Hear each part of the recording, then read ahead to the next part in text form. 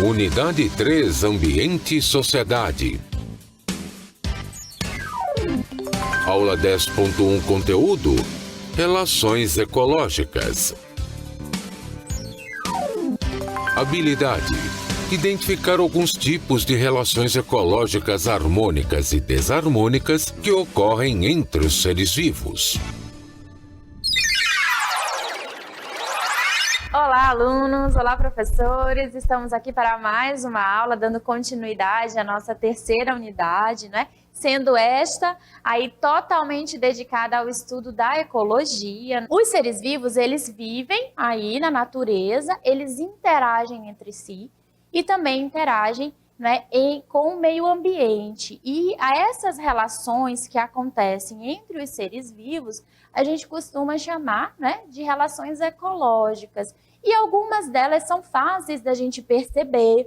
A gente consegue observar ali, né, pelo menos dois seres vivos interagindo, sendo ele da mesma espécie ou não. E sempre a gente vai ter ali um interesse.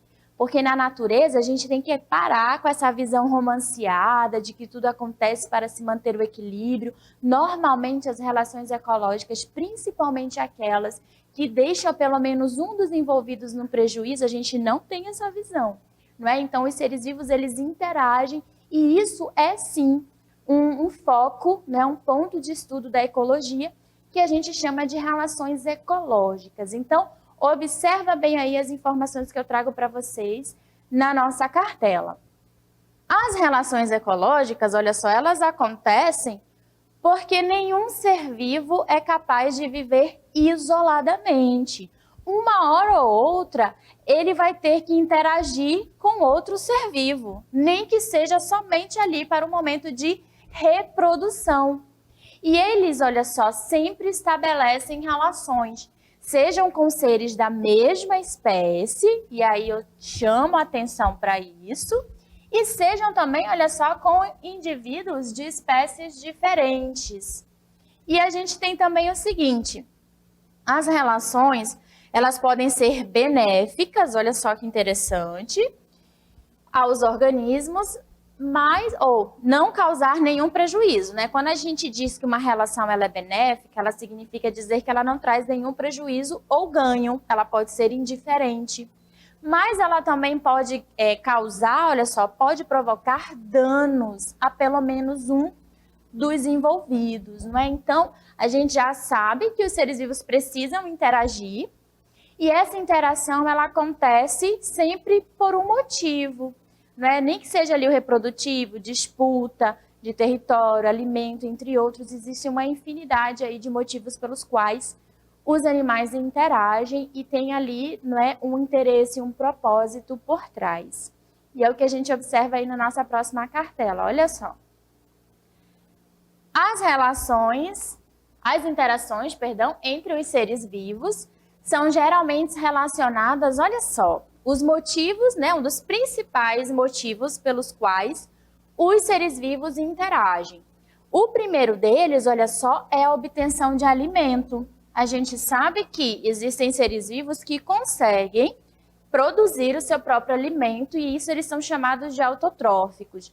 Mas existem aqueles que não conseguem e eles precisam se alimentar de outros seres vivos para poder manter aí, não é, energia e se nutrir para ter, né, energia o suficiente para as suas atividades metabólicas. Então, aí a gente já tem um interesse, alimento, não é? Um outro motivo, olha só, é a questão de abrigo. Existem espécies, né, seres vivos que disputam por território, né, justamente ali, quando há um outro ser vivo com o mesmo interesse, normalmente eles disputam e ficam ali numa determinada área. Acontece também por proteção, às vezes um ataca o outro para se defender.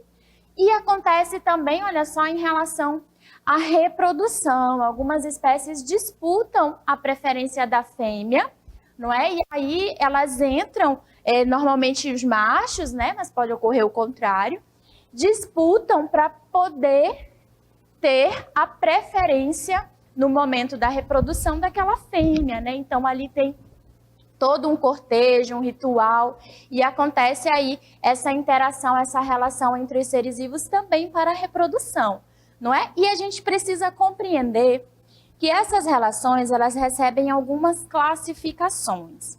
Nós temos o tipo de relação que acontece entre indivíduos da mesma espécie.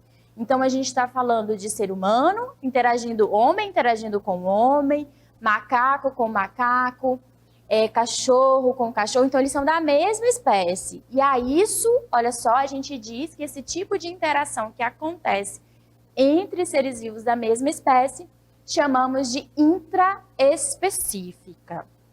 E o inverso, olha só, quando a relação ela acontece entre indivíduos de espécies diferentes, a gente diz que é um tipo de relação interespecífica. Então, elas podem ser classificadas de acordo com a espécie que está sendo ali, né, no momento, sofrendo ali aquela interação.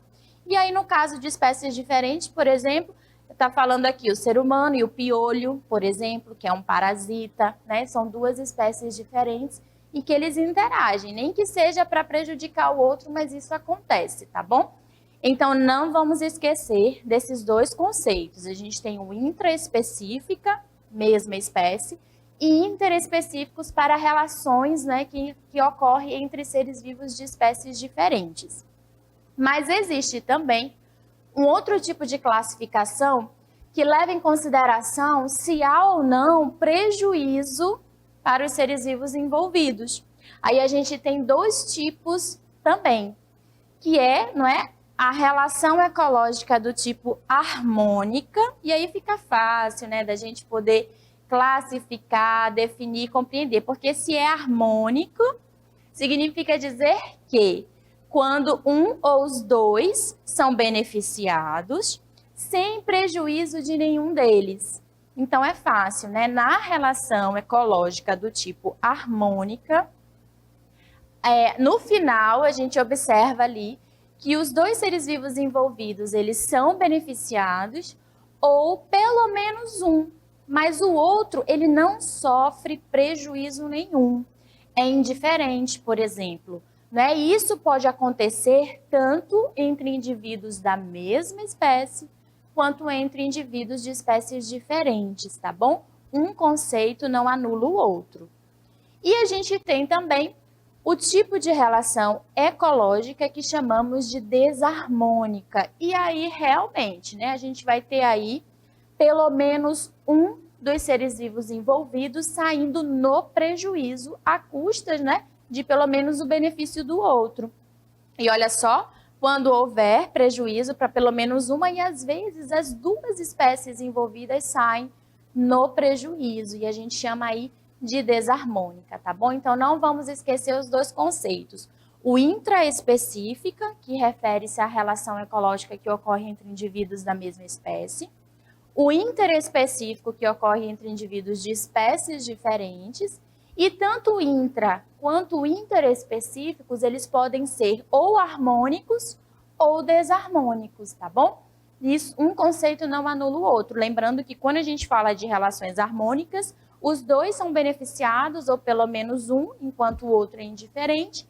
E nas relações desarmônicas, a gente tem pelo menos um ou os dois ali saindo no prejuízo, né? E observar essas relações na natureza não é algo tão simples, né? Existem algumas que são muito fáceis da gente observar, já se tem estudo, é fácil de classificar, não é? Mas normalmente essas relações, elas são muito complexas e elas variam conforme ocorre o hábito de vida de cada um dos seres vivos, não é? Então, a gente tem que compreender que existe essa complexidade nessas relações, certo? Então, feito esse momento aí de introdução, explicando aí alguns conceitos em relação às relações ecológicas, né, nós vamos exemplificar algumas dessas relações. Observa aí na nossa cartela.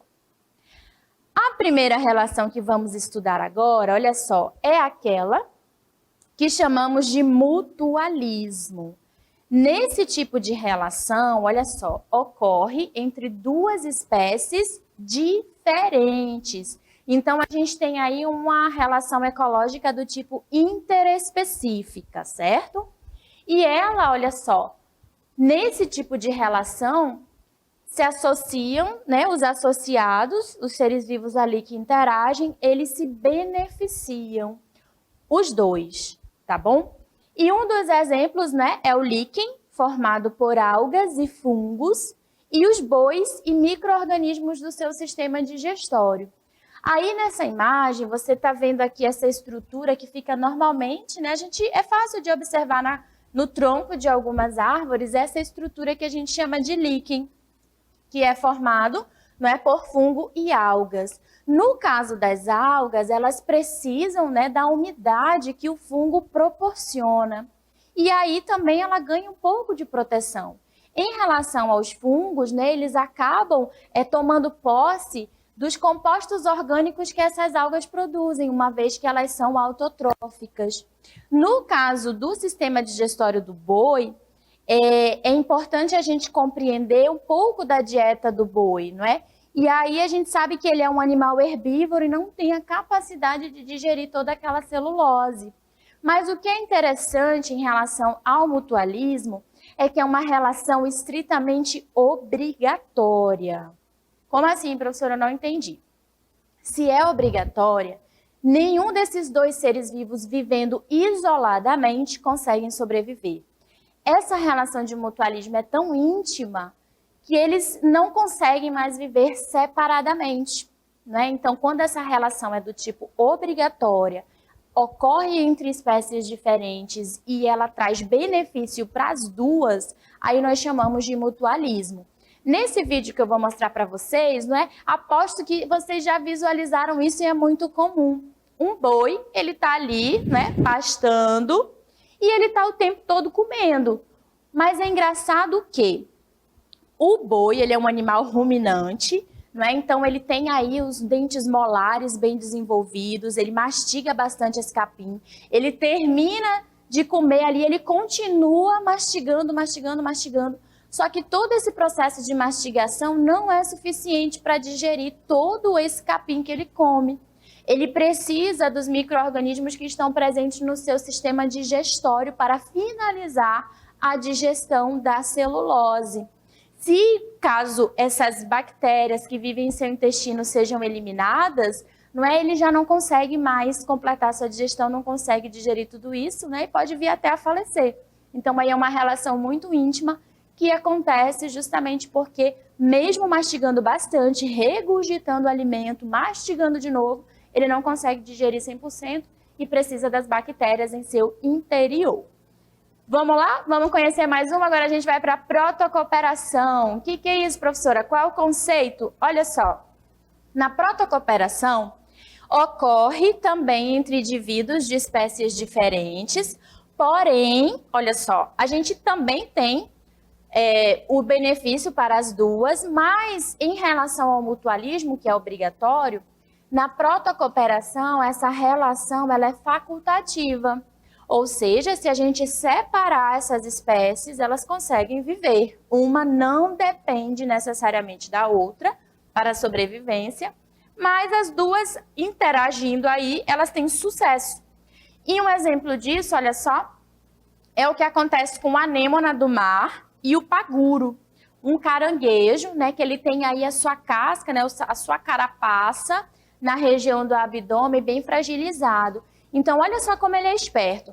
Ele ocupa, né, ele faz uso de restos de conchas de outros seres vivos que estão abandonados ali, não é? E essa anêmona do mar, ela se fixa nessa concha também. E ao passo que o caranguejo vai se locomovendo, protegido por essa concha, a anêmona que está ali também consegue ir, né, pegando carona e possibilitando aí a captura do alimento. E a gente tem uma outra relação, olha só, que é o comensalismo. Observa aí na cartela.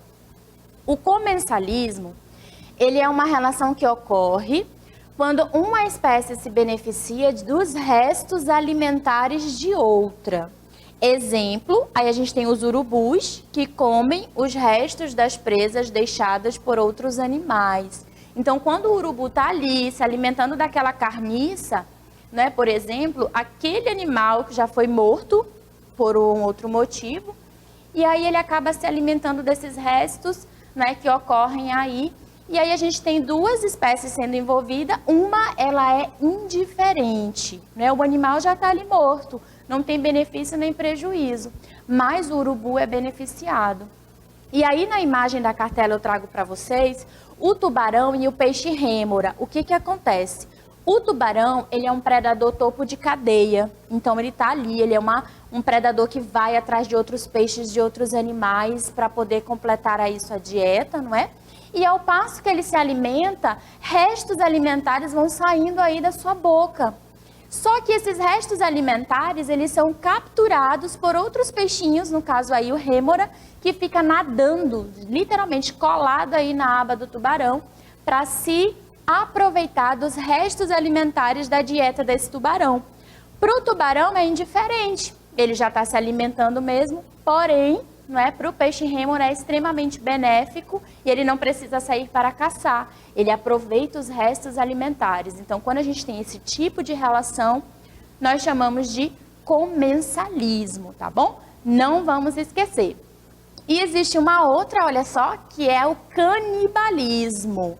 No canibalismo, o que a gente tem, ó? Ocorre entre indivíduos da mesma espécie. Olha só, até então a gente viu relações do tipo interespecífica. No caso dessa, por ser da mesma espécie, é intraespecífica e significa dizer, olha só, que um vai se alimentar do outro. Um exemplo, olha só, é a fêmea, então ela acaba comendo o macho que é ali, né, após a cópula, por isso que o nome é viúva negra, né, ela mata ali seu parceiro após a reprodução ali, a cópula. E aí, quando tem um indivíduo que se alimenta do outro da mesma espécie, a gente chama de canibalismo. E nesse caso, a gente tem um tipo de relação que é desarmônica e pelo menos um deles, olha só, é prejudicado. Um outro tipo de relação desarmônica que acontece é a competição. Os seres vivos, eles competem sempre, tanto entre indivíduos da mesma espécie, quanto de indivíduos de espécies diferentes.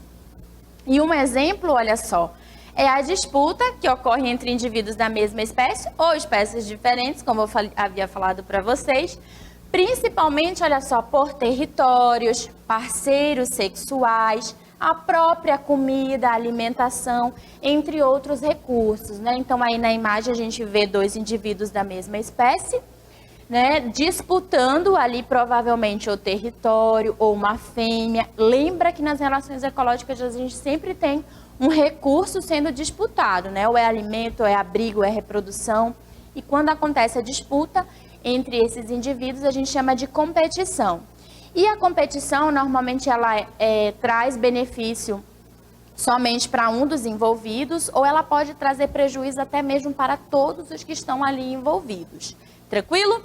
Avançando aí, olha só, a gente tem agora o predatismo. O que é isso, professora? Olha só, vocês já ouviram falar de presa, predador, não é? E acontece, olha só, quando um animal predador caça e mata uma presa para se alimentar. Aí na imagem a gente está vendo um jacaré predando, ou seja, se alimentando de um peixe.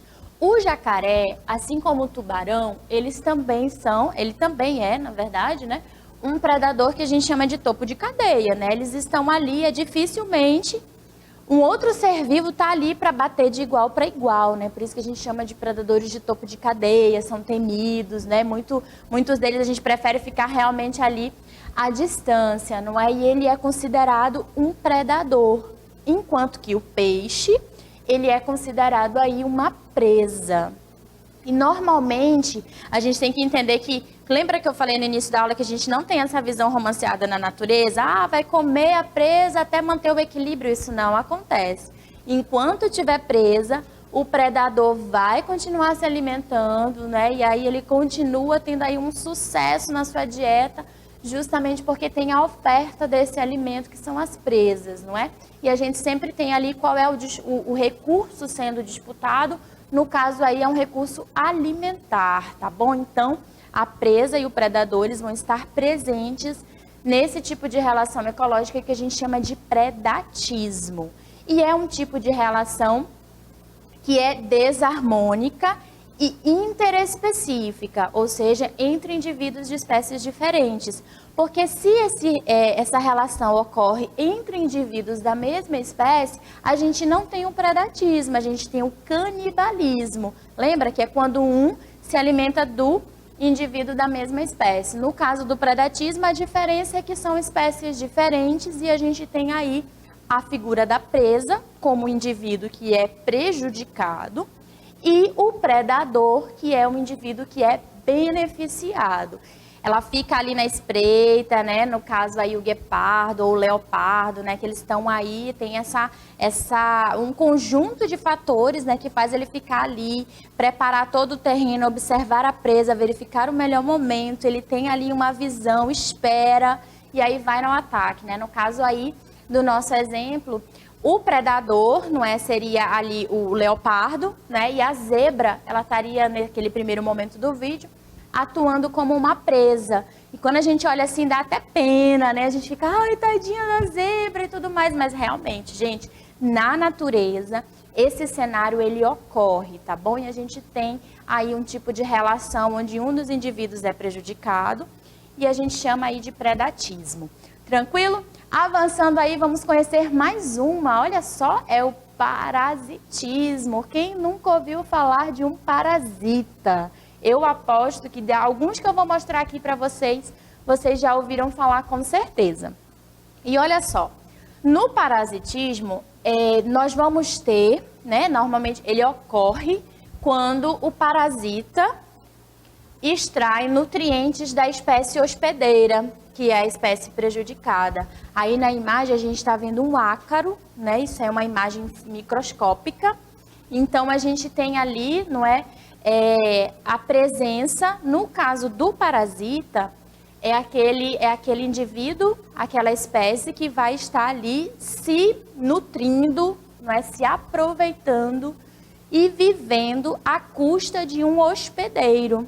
A espécie que é prejudicada a gente chama de hospedeiro. E ela está sendo, né, sofrendo ali prejuízos em relação ao tipo de recurso no qual o parasita tenta se apossar, né? Pode ser por alimento, pode ser por abrigo, tem diversos motivos, né? Normalmente a disputa ocorre por alimento. E aí a espécie que é hospedeira, ela é prejudicada. E aí sempre fala, né, que as estratégias do parasita é sempre viver o mais tempo possível no seu hospedeiro. Uma vez que se ele mata seu hospedeiro, ele vai ter que ir à procura de outro, né? Então o ideal é que ele consiga viver por muito tempo, né, extraindo ali os recursos da sua espécie hospedeira. E aí, olha só, na cartela a gente tem um exemplo, né, de ácaro que pode estar atuando aí em diversos outros ambientes microscópicos, e a gente vai ter aqui, olha só, a presença de outros exemplos de parasitas. Esse aqui, bem grandão que passou, é o piolho, voltando aí, olha só, imagina se o piolho fosse desse tamanho, né? Jesus amado, a gente ficaria ali, né, morrendo de medo. Quem nunca, né, coçou ali a cabeça, sentiu ali, normalmente crianças, né?